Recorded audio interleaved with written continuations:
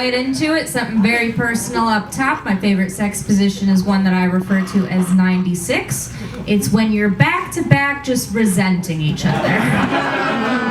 Try it tonight. I went shopping today because I wanted to pick out a cute outfit for this show. And normally before I do that, I like to hit a happy hour. Because I prefer trying on clothes drunk since that's how I'm wearing them later. It's fun to try. As a woman who shops a lot, I have entirely too many friends who care too much about their birthdays. Do you know these people? One of my friends, here's what she suggested. She invited me to spend her birthday on a girls' trip to Dubai. I was like, that's not a birthday, that's the plot of Sex and the City 2. Shouldn't offer to pay either. And I was like, girl, if we're gonna do a girls trip, can we do it to a country that doesn't hate girls? It's not my idea of getting stoned, you guys. I had to move out of my first apartment in LA for a very uncomfortable reason. I actually had a peeping Tom. Do you know what that is? You all know what a peeping Tom is? My peeping Tom, he was a man. Evidently, that's the only gender that partakes in that. I did the research. There are no women. There are no peeping Tammies. Not a one. Yeah.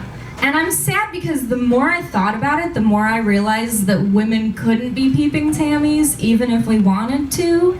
Like, women can't stalk men in the night because then we still have to worry about our safety. If I wanted to hide in a man's bushes all night, the entire time I would be like, what was that noise? Is there a man in the next set of bushes? God, I'm so happy to be inside. I'm really, I'm very paranoid. I never feel good about my safety. And because of that, though, I'm scared all the time, but a couple months ago, I took up kickboxing. That way, if someone tries to abduct me, I have something to talk about in the van. I would seriously have to be like, sir, please grab me like I learned in class. I can't fight you out of sequence.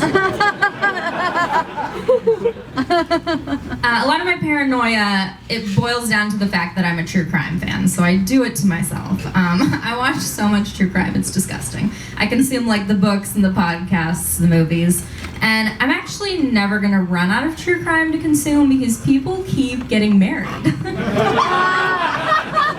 you know that's how every forensic file starts? It's always like, they were the perfect couple, and I'm like, not for long. Here it comes. Yeah, I love that there's so much Ted Bundy stuff that's out now. He intrigues me a lot. I hate to admit that, but he intrigues me because he always went after brunettes.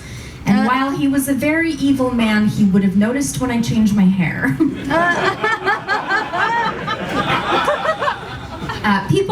People ask me for recommendations sometimes because I watch so much true crime. They're like, what's a good documentary to get into? And I'm like, you have got to watch The Staircase. Start there. A couple people, you're snapping about this. Okay, so you've seen it. Tell me what you think, guilty or not guilty?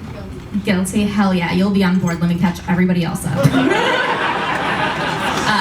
The Staircase is this true crime documentary about a woman who is found dead at the bottom of stairs. So seemingly they named it after the thing that killed her, but another good name for it would have been the husband.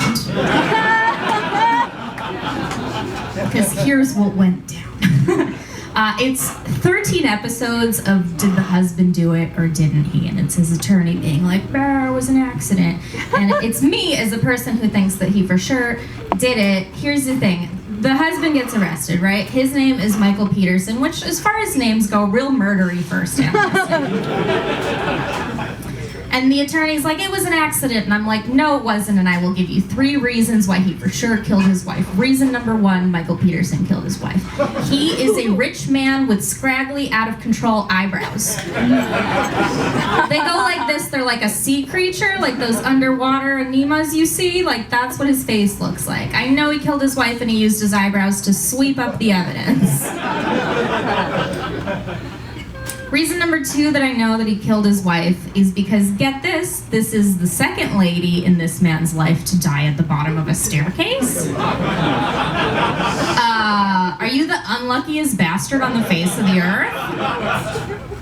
As far as I'm concerned, throw him in jail, and for everybody's safety, make sure this jail is 1 floor. Reason number 3 that I know that Michael Peterson killed his wife is because I'm a person who is into statistics, and I will do my research before I jump to these conclusions. And I was on the CDC website, people, and according to them, 50% of murdered married women are murdered by their husbands. That is a real number, 50. It's a coin toss, and it makes me feel safer walking down a dark alley than down the aisle someday. Another really upsetting statistic is that only 5% of husbands are murdered by their wives. That is not nearly enough. Ladies, fuck the wage gap. We clearly have bigger fish to fry. Get to stabbing. That's the next women's march, is us with knives, just practicing. On a much lighter note, I just came home from Italy. Yeah, it was delightful, thank you. I was there for a little while. I went to like a more remote part of the country, so I was like, I should probably pick up some Italian, and instead I just spoke English with a rude Italian accent. I'm like, where's the beach? I feel terrible, it's so not cool. I love talking about travel, but I always go through this thing where I feel self-conscious about it because I don't want to make other people feel bad if they don't travel. So I tell my friends, I'm like, please stop me if I get to a point where people are like, Galina, how can you afford travel? And I'm like, how can you afford not to? God. I had a really nice trip. What was not so nice is that literally within a couple of hours of landing back in LA, I got broken up with. That is bad timing. It is hard to be sad when you're this tan. I just keep looking in the mirror like, you poor thing, you are glowing. I learned a very valuable lesson. Did you know you could regret not cheating? Did you know that's an option? Did you know you could be sad that you passed up all that Italian sausage? Oh boy, have you been hit on next to a piazza? Oh boy. What I'm getting to is that I should have fucked my Airbnb host, Lorenzo. He would have left me a much better review. She leaves on all the lights, but she give me the sex.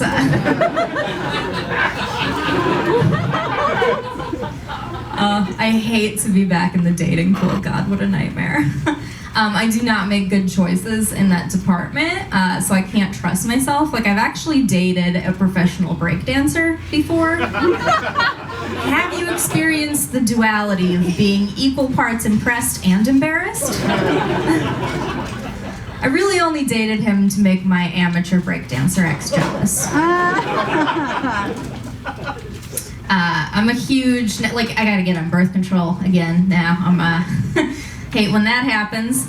But I'm like huge on wanting men to get on birth control. Like, when is that day coming? You know, like, I get we have to market it differently to men. Like, we gotta like call it conception interception or something. Like, make it sound like football or whatever. Get them on board. Do what it takes. I'm on a super weird birth control. It's the NuvaRing for anyone that's familiar with it. NuvaRing is a plastic ring that goes inside you like a Livestrong bracelet for your cooch. Very weird. I have to refrigerate it when I bring it home from CVS. Yeah, it's like the cookie dough of birth control. You keep it in the fridge till you put it in your oven to keep it clear of buns. That's the science. One time during sex, my NuvaRing fell out of me and just started rolling away.